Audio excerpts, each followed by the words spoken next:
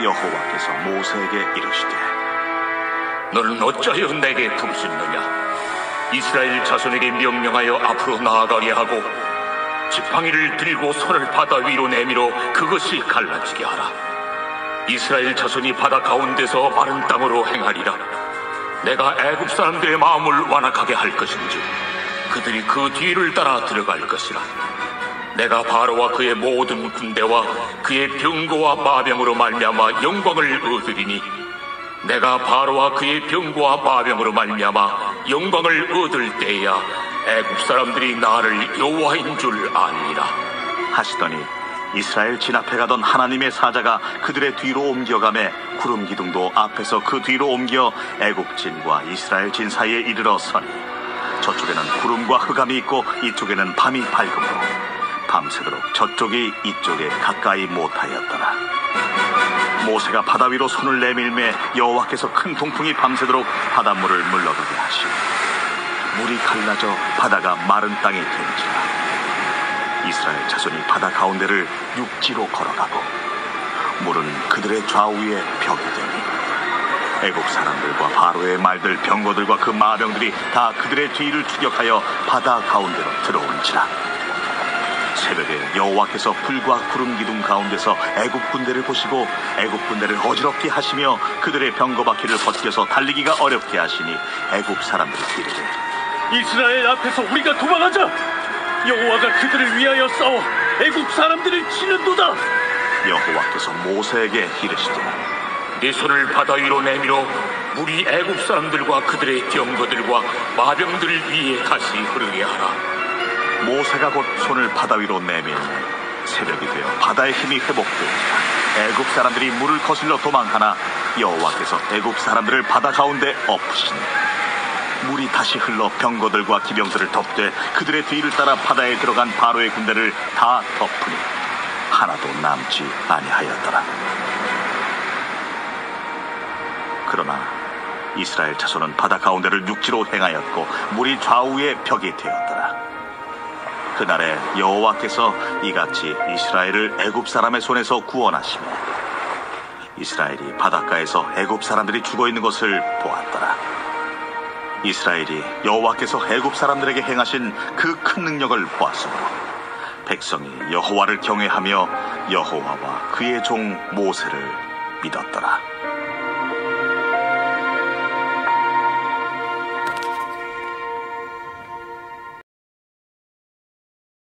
안녕하세요. 오늘도 이렇게 주일 예배를 온라인으로 드리게 되었습니다.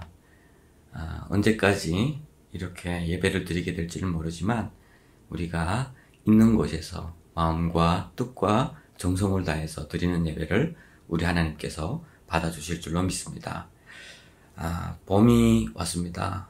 꽃들이 활짝 피고 있고 정말 다른 때 같으면 우리의 핸드폰에는 아름다운 꽃망울과 또 그 꽃을 배경으로 찍은 그런 사진들이 우리 카메라에 또 우리 핸드폰에 가득해야 할 것 같습니다. 그렇지만 지금은 저쪽에 꽃이 활짝 피고 있음에도 가면 안 될 것 같은 또는 가도 기쁘지 않을 것 같은 그런 생각이 듭니다. 그래서 왜 그런 마음이 들까 이렇게 생각을 하다가 빼앗긴 들에도 봄은 오는가 라고 하는 그런 시를 읽게 되었습니다. 1926년에 이상화라고 하는 그런 시인이 민족 시인이죠.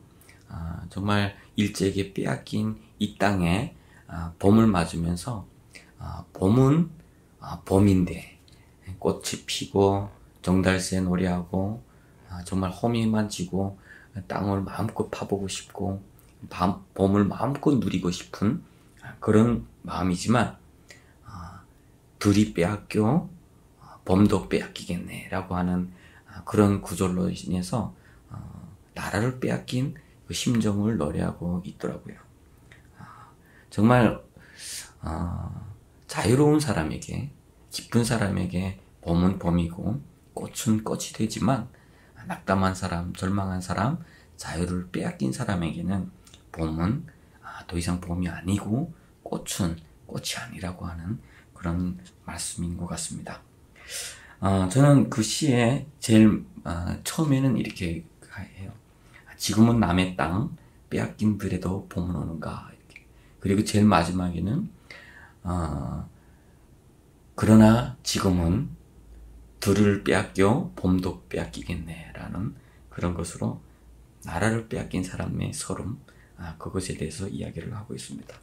자유는 참 중요한 것 같습니다. 자유라고 하는 것은 우리가 그곳에 있을 때에는 잘 모르다가 빼앗겼을 때는 그 소중함을 그 어느 때보다 느껴지는, 정말 모든 것의 기본이 그 자유가 아닐까라고 하는 그런 생각을 해보았습니다. 그래서 미국에 패트릭 헨리라고 하는 그런 분이 영국의 지배에서 벗어나기 위해서 이런 아주 유명한 말을 했죠. 자유 아니면 죽음을이라고 하는. 그것이 미국 건국의 씨앗이 되었고, 지금은 곳곳에서 민주화 운동을 하는 곳에서, 또 지난해에는 홍콩의 민주화를 위한 투쟁의 현장에서 늘 그런 구호가 사용되었습니다. 언젠가는 우리 북한 주민들도 그 자유가 무엇인지를 알고 그러한 구호를 외치면서 자유를 쟁취하고 그 자유로운 사회에서 살아가는 그날이 있을 것이라고 저는 생각을 합니다. 우리 오늘 본문을 읽었습니다. 이스라엘 백성들이 애굽의 노예로 430년 동안 살아가면서 그 노예 생활의 그 무거운 짐, 육체적으로 그 중한 노동, 그리고 아이도 제대로 나올 수가 없는 그러한 억눌린 속에서 하나님 앞에 부르짖은, 하나님 앞에 부르짖고 울부짖을 때 하나님께서 모세를 통해서 이스라엘 백성들을 구원하십니다. 10가지 재앙을 통해서 바로 왕으로부터 이스라엘 백성들이 광야로 나올 수 있도록 하나님께서 인도하셨고, 오늘 본문에서는 가장 중요한 모든 애굽의 바로 왕의 통치와 영역과 어떤 추적에서부터 해방이 되는 그런 본문을 다루고 있습니다. 홍해를 가르는 사건입니다. 홍해는 어떻게 보면 이스라엘 백성들에게는 죽음의 강이었을지도 모릅니다. 뒤에는 애굽의 군대들이 지금 추적을 하고 있었습니다. 앞에는 홍해가 가로막혀져 있었습니다. 많은 사람들이 차라리 노예로 사는 것이 나을 걸, 차라리 그 땅에서 죽는 것이 나을 걸, 왜 우리가 이 땅에서 죽어야 되느냐고 불평하고 원망할 때, 지난주에 우리가 어떻게 나누었죠? 지난번 말씀에서는 가만히 서서 소신을 지키라고 했어요. 소신을 지켜서 주님께서 행하시는 일을 보라. 그리고 침묵하고 불평하고 원망하지 말고 주님께서 행하실 일을 보라 라고 했습니다. 환난 가운데서 우리는 환경이 아니라 주님을 바라봐야 됩니다. 환경을 바라보면 그 환경처럼 우리는 무너지게 됩니다.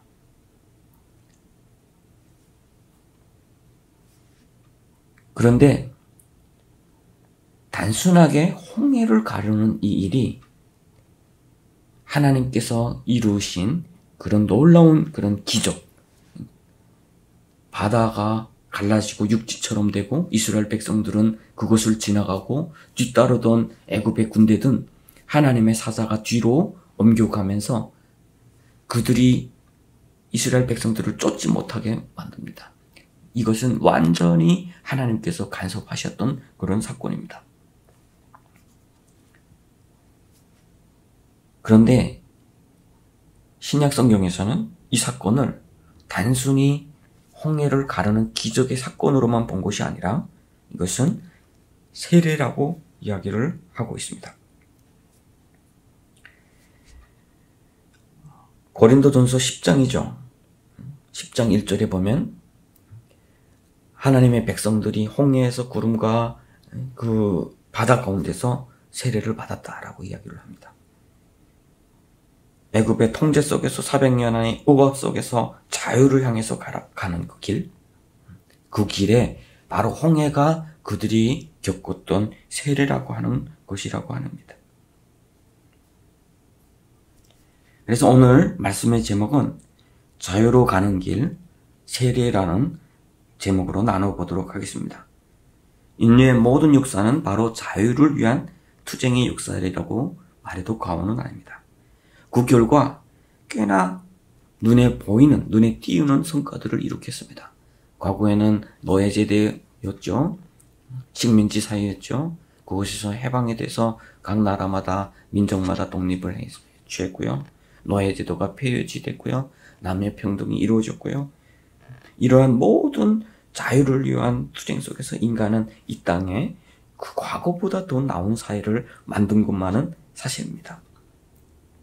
그러면서 더욱더 소중하게 생각했던 것이 자유는 소중하구나라고 하는 것이죠.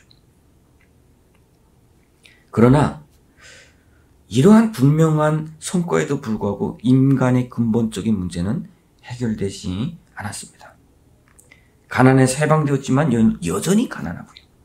의료가 많이 발전해서 정말 최첨단 과학의 시대, 심장 이식 수술을 비롯한 고난도 이식 수술을 진행하고 있는 이런 시대에도 끊임없이 또 생기고 있는 그런 전염병에서는 또 완전히 해방되지는 못하고 있습니다. 가장 중요한 것은 환경이 좋아서 인류의 수명은 늘어났지만 죽음의 문제는 해결하지 못했습니다. 여전히 그런 죽음의 노예 속에서 살고 있다라고 하는 것이죠. 또 여전히 불행하고 여전히 낙담하고 여전히 생존을 위한 그 싸움 가운데서 우리는 완전한 그러한 자유로움을 누리지는 못하고 있습니다. 특별히 북한이라고 하는 자유를 논하지 못할 사유에서 그런 목숨을 걸고 탈출한 우리들이 정말 대한민국에서 자유를 마음껏 누리고 있습니다. 거주 이전의 자유를 누리죠. 국가의 리더들, 정당들, 지금 선거철입니다. 대통령, 다 선거에 참여할 수 있는 그러한 자유가 있죠.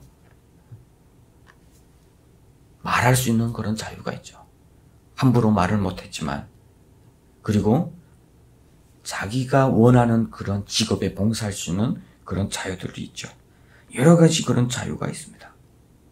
그런데 문제는 그러한 자유 가운데서 우리는 북한 땅에서 그 대한민국으로 온 그 차이만큼 행복하냐라고 하는 것이죠. 억압당했던 그 땅에서 불행하고 두렵고 떨리고 생계조차 이룰 수 없고 갈 수 없고 말할 수 없고 이러한 억압된 자유 속에서 살던 우리들이 대한민국에 오면 그런 차이만큼 행복도 더 높아지느냐 많아지느냐 그러한 문제입니다. 다 알다시피 대한민국에 오면 또 우리는 또 다른 많은 더 잘 살아보고 싶은, 그리고 새 집을 사고 싶은, 지금보다 더 나은 직업을 갖고 싶은 이러한 자유롭지 못한 상황에서 또 다시 우리는 신음소리를 냅니다. 불평하기도 하고 원망하기도 합니다. 자포자기하고 낙담하기도 합니다. 도대체 무엇이 문제일까라고 하는 것이죠. 오늘 말씀 제목인 자유로 가는 길은 20세기 최고의 지성이라고 불렀던 버트런드 러셀이라고 하는 분이 쓰신 글입니다. 어떻게 보면 이분은 사회주의를 지향하는 그런 분이었어요. 제가 중국에서 처음 이분이 쓰신 책을 중국어로 된 것을 이렇게 접하게 되었었습니다. 중국어로는 자유의 길, 주유주루라고 하는 그런 제목으로 되어 있었어요. 그런데 그 책에서 제가 아주 이렇게 실감했던 것이 있습니다. 이런 내용인데요. 빈곤은 증상이고 예속은 병이다. 극단적인 빈부격차는 필연적으로 극단적인 방종과 예속의 격차에서 비롯될 수밖에 없다. 대다수 사람들은 가난해서 예속당하는 것이 아니라 예속당하기 때문에 가난하다. 그러나 사회주의자들은 하나같이 빈자의 물질적 궁핍만 눈여겨볼 뿐 그 궁핍이 노예의 정신적 타락에서 비롯된다는 것을 깨닫지 못한다라고 하는 그런 구절이 있는 것입니다. 우리는 가난의 문제를 단순히 조건, 환경, 그리고 우리가 스펙, 이런 것 때문에 또 열심히 하지 않아서 라고 하는 것을 합니다. 그렇지만 이 책에서는 정신적인 예속이라는 거죠. 정신적인 타락, 노예의 정신적인 타락에서 비롯된다라고 하는 거예요. 그러면서 사회주의자들 너무 가난을 짚고 그 가난을 어떻게 해결할 것인가에만 신경을 쓰는 사회주의자들을 비판하는 그런 어떤 그 분의 글을 이렇게 해서 옮겨왔었습니다. 결국은 빈곤은 자유가 박탈당하고 예속되는 것에서 온다라고 하는 것이죠. 그래서 자유가 허락되어야 한다라고 하는 거예요. 기본적인 그런 자유는 어디서나 허락이 되어야 된다라고 하는 거죠. 우리가 북한에서 살아갈 때에 만약에 90년대에 자유 통행의 자유가 있었다면, 마음대로 나와서 시장에 나와서 장사하는 그런 자유가 있었다면 그렇게 많은 사람들이 굶어 죽지는 않았을 것 같습니다. 철저한 사회주의 통제 속에서 공개 처형을 통해서 사람들에게 공포를 주면서 그들은 정권의 말을 들으라고 늘 강요를 했습니다. 결국 많은 주민들이 그것을 믿고 기다리다가 그렇게 비참하게 굶어 죽고 사회는 와해되기 시작을 했습니다. 자유가 정말 필요하다라고 하는 아주 그 증거이기도 하죠. 우리에게는 더욱더 그래서 더군다나 무엇보다 소중한 것이 그런 자유라는 것을 알고 있습니다. 그리고 또 이 책에서는 이렇게 이야기를 합니다. 우리 인류에게는 크게 그 세 가지의 해악이 있다고 합니다. 첫 번째는 육체적으로부터의 해악인데, 신체적인 원인으로 죽음의 공포, 땅을 일구어 수확을 얻어야 한다라고 하는 그 육체적인 그 고통, 그것이 육체적 해악이라고 해요. 두 번째는 성격적 해악인데, 당사자의 성격적 태도나 비롯된 그런 결함들, 무지, 빈약, 이런 것들을 성격적 해악으로 봤어요. 셋째는 권력의 해악이라고 그랬어요. 한 개인 또는 집단이 다른 개인이나 집단을 행사하려는 그런 권력과 관계가 있는 것이라고 해요. 그래서 민주주의라고 하는, 오늘날의 민주주의는 그 권력의 해악에서 막기 위해서 권력을 분산시키고 권력을 최소한 작게 만드는, 그런데 민주주의는 크게 성공했습니다. 문제는 제도는 완성되어 가고 있어요. 많은 사람들이 추구했던 것처럼 그 당시에 많은 사람들이 이런 사회가 일어났으면 좋겠다. 전체주의를 없앴으면 좋겠다. 독재를 없앴으면 좋겠다.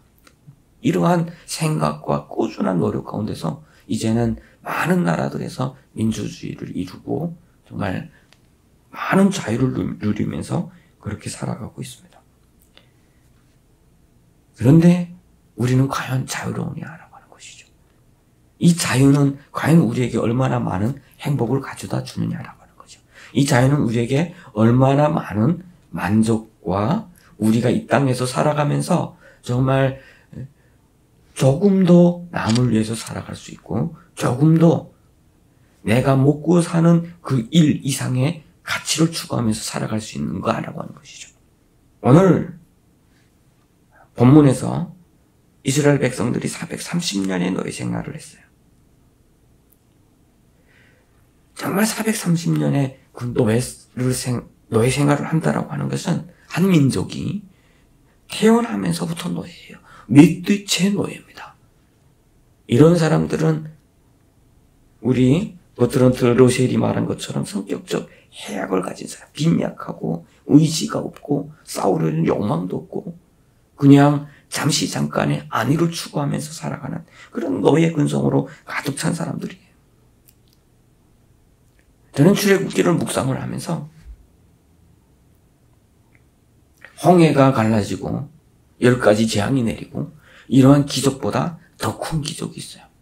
그것은 이러한 430년 동안 노예 생활을 했던 이 사람들이 자유를 얻었다라고 하는 것이 자유를 얻었다. 그러면서 진정한 자유는 하나님께 있다라고 하는 것을 오늘 본문은 우리에게 이야기를 하고 있습니다. 왜냐하면요, 단순히 자유를 위해서 바다를 가르고 그 땅으로 행진해 나가는 그 행진이 단순히 자유를 위한 길이 아니라 하나님의 백성으로 거듭나는 길이었기 때문입니다.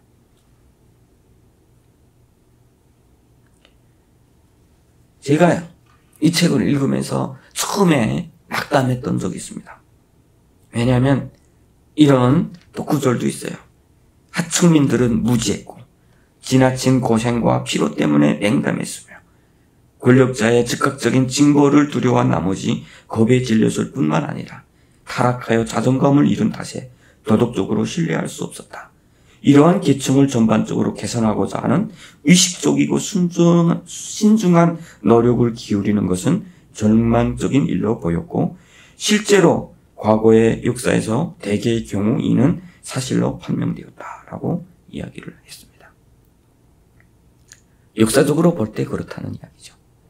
이렇게 하층민들을 변화시켜서 이들에게 민주주의를 위해서 일어나게 하기는 어렵다라고 하는 겁니다. 그래서 공산주의자들은 농민보다 노동계급을 택했어요. 왜냐하면 노동계급은 어느 정도 수입이 있고 그룹화되기가 쉽어요. 조직화하기가 쉽습니다. 같은 공장 또는 그 기업에서 함께 일을 하기 때문에 조직화하기가 쉽고 농민들에 비해서는 훨씬 의식이 깨어있고 그래서 많은 사람들이 노동계급을 통해서 정권을 바꾸자라고 하는 그러한 노력들이 계속해서 이루어졌습니다. 마르크스처럼 공산당 선언에서 전 세계 노동자들은 단결하라 라고 외치기도 했었죠. 그런데 오늘 본문에서 보다시피 우리 이스라엘 백성들은 430년 동안 노예 생활을 했던 사람들이 하층민 중에 하층민들입니다. 이런 사람들이 어떻게 돼서 그 땅을 나올 수가 있었을까? 어떻게 돼서 그들이 이 홍해의 강을 건널 수가 있었을까라고 하는 데 있어서 너무 놀라운 것은 하나님의 시작부터 끝까지 하나님의 간섭이 있었다라고 하는 것입니다. 또 이러한 하나님이 만들어주신 자유는 인류가 투쟁해서 얻어낸 자유보다 또 다른 자유이기도 합니다. 왜냐하면 인류가 얻어낸 자유는 끊임없이 자신의 욕망 그리고 자신들의 욕망을 위한 자신들의 그 넓은 공간을 위한 그런 투쟁이었다면 하나님이 간섭하셔서 만들어낸 자유는 죄악의 노예에서 하나님의 백성, 하나님의 노예로의 바꾸는 과정이기 때문이죠. 어떻게 보면 완전한 우리의 세속적인 관점에서 바라볼 때 자유라고는 말할 수가 없을지도 모릅니다.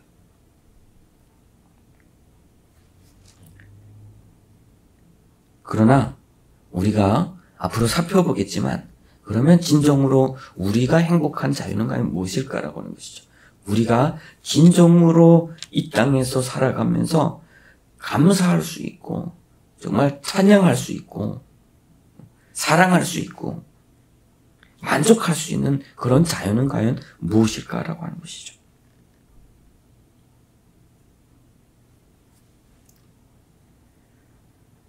그런 면에서 자유는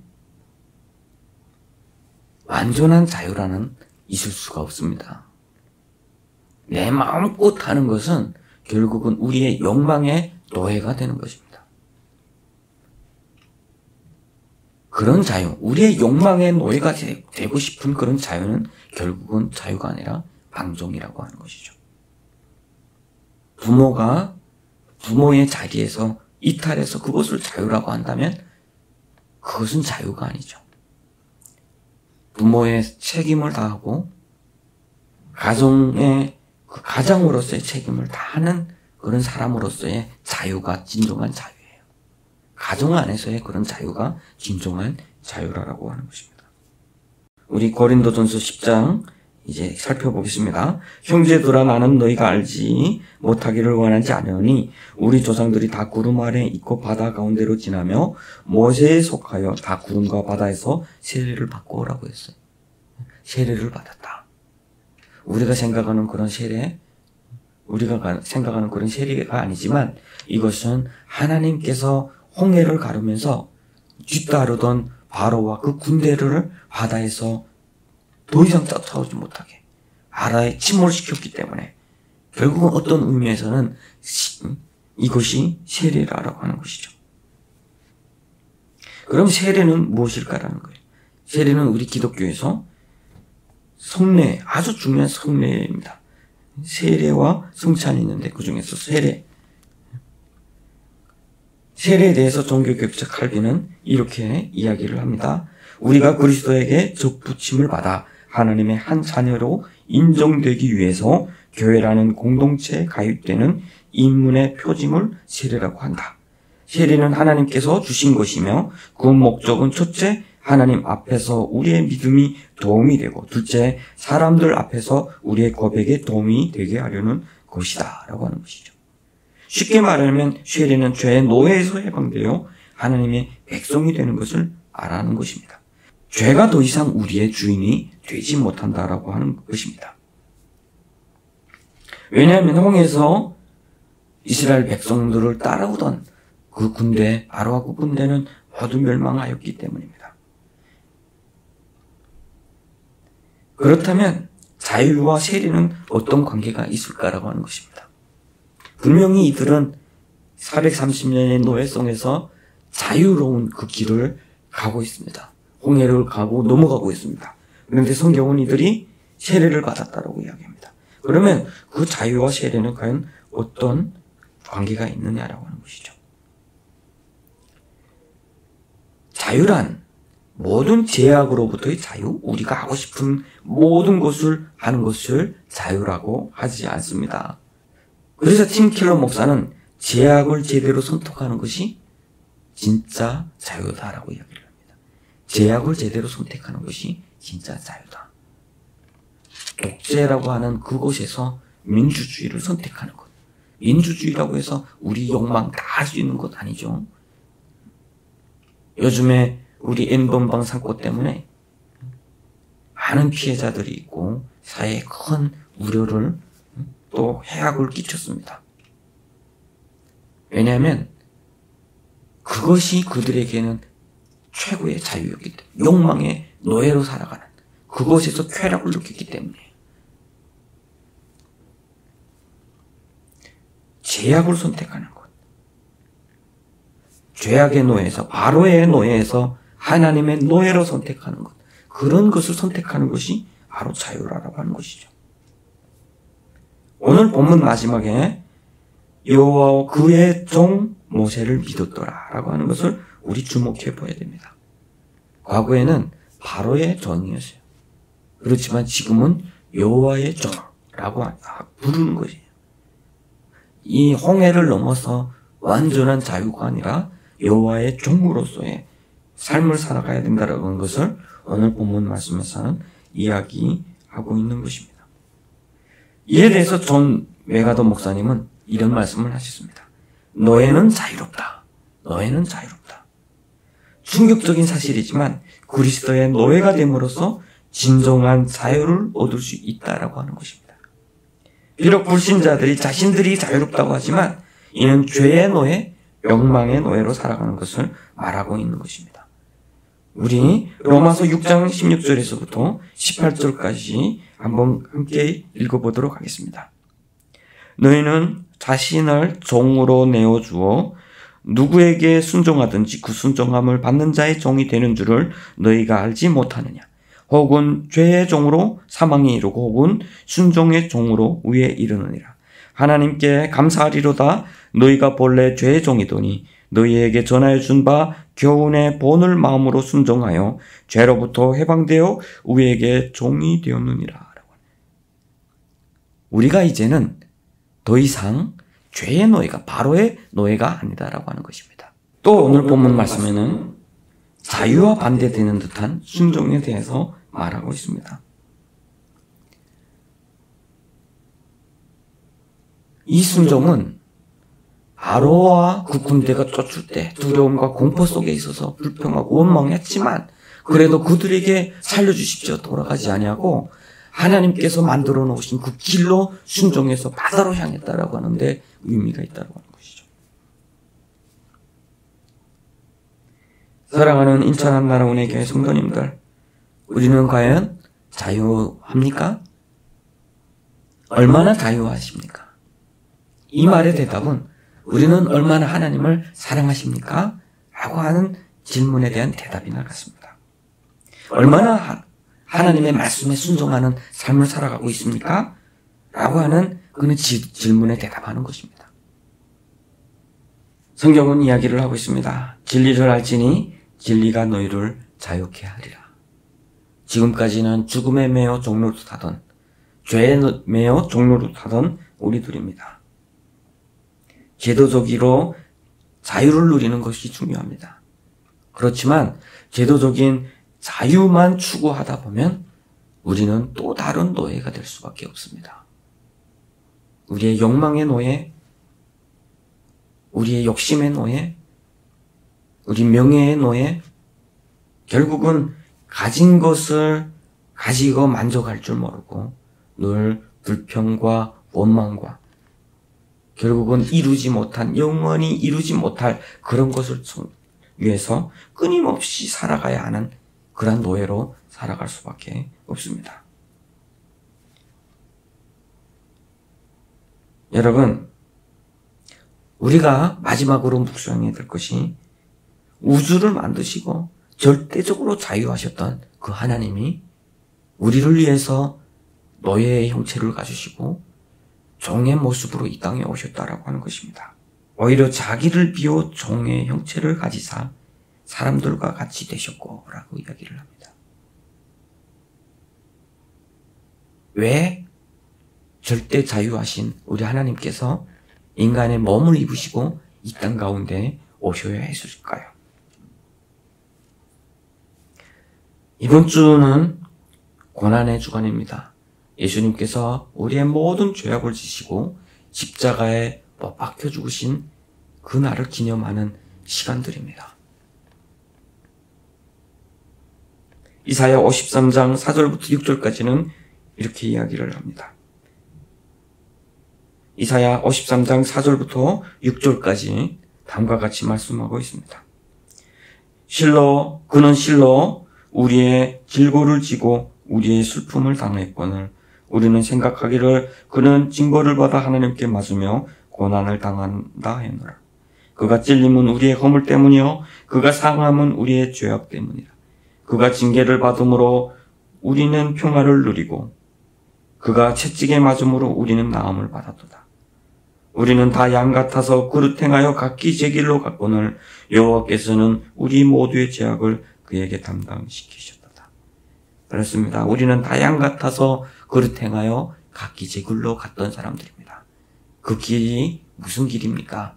우리가 말하는 자유로운 길이라고 하는 것입니다. 하나님으로부터 자유로운 길. 에덴 동산에서 선악과를 따먹지 말라고 했던 하나님의 말씀을 어기고 완전한 자유케 되는 하나님처럼 되려고 하는 인간이 욕심으로 만들어낸 그 죄악 때문에 우리 예수님께서 정의 형체를 가지시고 이 땅 가운데 오시셨고 채찍에 맞으셨고 십자가에 못 박혀 죽으셨습니다.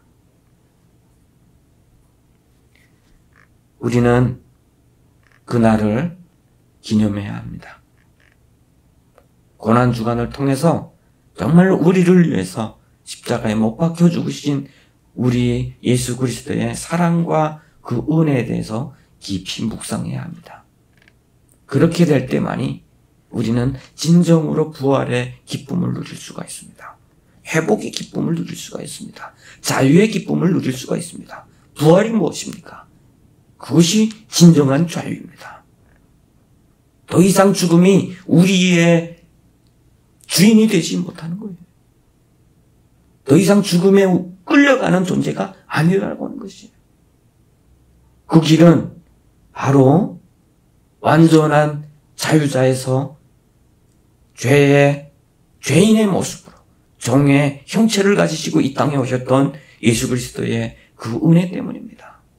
자기 독생자를 이 땅에 보내신 우리 하나님의 사랑 때문인 줄로 믿습니다. 이제는 우리는 죽음에서 자유하게 됐습니다. 이제는 우리는 하나님과 원수되었던 모든 것에서 자유하게 됐습니다. 이제는 죽음을 맞이하는 영혼의 모든 고통에서 나음을 입었고 자유함을 얻게 되었습니다. 진정으로 자유로 가는 길은 바로 진리요 생명 되신 예수 그리스도이십니다. 그 안에 참된 자유가 있습니다.